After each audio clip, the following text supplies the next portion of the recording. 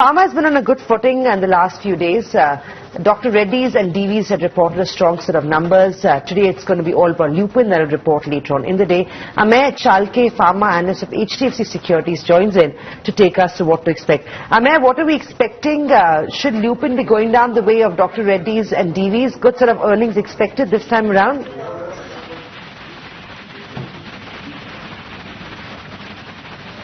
Amey, can you hear me?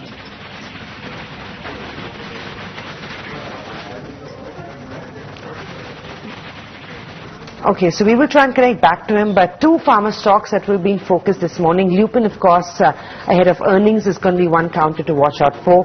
Revenues are seen up 1% at 3,993 crores. EBITDA is expected to come in low by 27.6 crores, 6%. Margins are going to be declining to 15.4% versus 21.6%, and net profit is expected to see a cut of about 40% to come at 269 crores. Lower other income and higher interest expense is what's going to weigh on profitability. New launches of Beaz and Tamuvate will of course contribute to revenues positively. Material costs are expected to grow on product mix change and lower sales from North America, and other expenses also increased on back of remedial cost in the quarter. Company is expected to benefit from strong product pipeline for the US generic market. Japan, remember, contributes 17%, US stands about 12%, and India contribution to its top line stands at about 4.5%. Formulation business may see some pressure on back of pricing pressure in the US. Amey, what are you expecting from Lupin? So far, we've seen a good set of earnings from the likes of a Dr. Reddy's and a Divi's. With Lupin, it's expected to be a rough quarter. So, sequentially, we expect the top line to remain flat because we also have to remember that there is a competition, that product called Methergy. So there would be a decline, and there is a continuous decline in their Methergy, in their metformin franchise.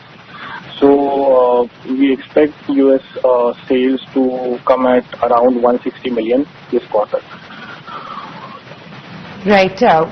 What about the fact that their margins are going to be declining substantially? Profitability also is going to take a hit. I know expenses have gone up. The generic formulation business is also facing pricing pressure. What are you expecting in terms of commentary? What are you expecting in terms of outlook for Lupin? So on margin side, there could be a peak sequentially because of the currency benefit. Otherwise, on outlook, I believe FY20 would be the year when we will see a lot of niche product launches happening in the US market, which will drive the profitability and the top line growth.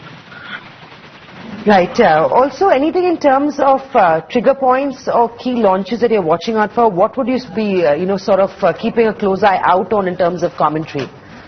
First major launch which is awaited is levothyroxine, which is $800 million market, where there is only one generic present at this point of time. So we expect that launch to happen as guided by the Lupin somewhere in the November-December month. So we will see what commentary they have to give on that product. Then there is also a FTF launch in February, Ranexa, where Lupin will have 180 days exclusivity for that product. So these two are near-term big launches which are there in the Lupin. Right. Amey, very lastly, I'm getting into trouble from my producer, but I'm going to quickly ask you, what do you make of those 8 observations on Dr. Reddy's? Any details on that, the impact of that can be expected in the stock? Because up until yesterday, we were all very excited about Dr. Reddy's earnings, and now this comes in as a huge disappointment, right? Yes. So first of all, we have to wait and see what kind of the nature of the observations. It could be procedural also, which they could resolve maybe in 6 to 7 months. So we have to wait for 483 form to come out, which would happen maybe within a week's time.